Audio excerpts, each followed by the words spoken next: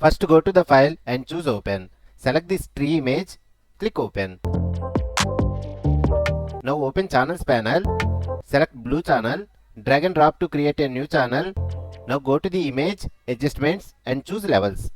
Adjust these input levels like this. Click OK. Take the brush tool, set the foreground color to white. Click OK. Increase the brush hardness to 100%. Now paint with brush tool like this.